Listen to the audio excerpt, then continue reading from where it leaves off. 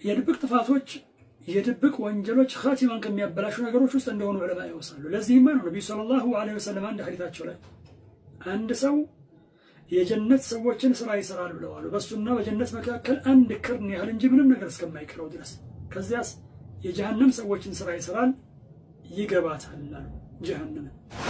ለምን ሌላ ቦታ ላይ እንደተበራራው ፊማ የብዱ ሊናስ ነው የሱ መልካምነት ማለት ለሰዎች በመሰለው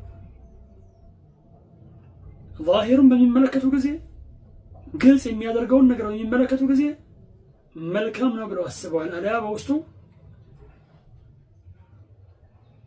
መጥፎ ነገር ተቋጥሮ ነበር ነው። በዚህ ምክንያት አላህ ሱብሓነሁ ወተዓላ ኻቲማውን አበላሸው ነው። ወልዒያዙ ቢላህ። ቃለ ኢብኑ አልቀይም ምን ይላሉ? أجمع العارفون بالله أن ذنوب الخلوات هي أصل الانتكاسات وأن عبادات الخفاء هي أعظم أسباب الثبات.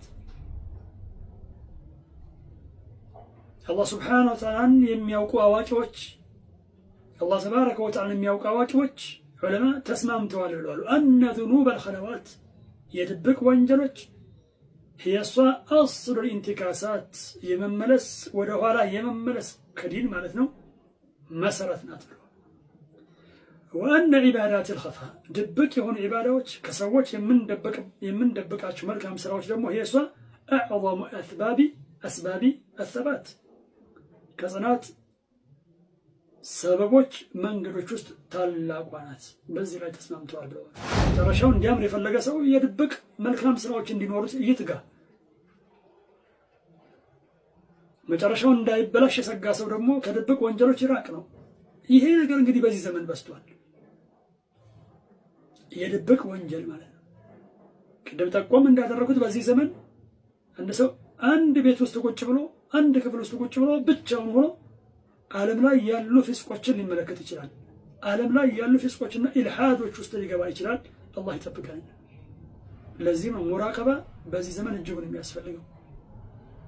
ጥንት ሰዎች ወደ ፊስቅ ለመግባት ትግል ይጠበቅባቸው ነበር።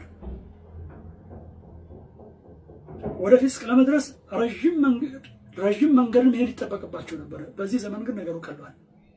ፊስቅ ያሳድዳል። ጥንት ወደ ፊስቅ ለመግባት ፊስቅን ማሳደድ ግዴታ ነበር። ተቃራኒ ጾታን የፈለገ ሰው እጅጉን መድከም ነበረበት፣ ደጅ መጥናት ነበረበት፣ ማሳደድ ነበረበት። በዚህ ዘመን ፊስቁ ራሱን የሚያሳድደው አላህ ይጠብቀን።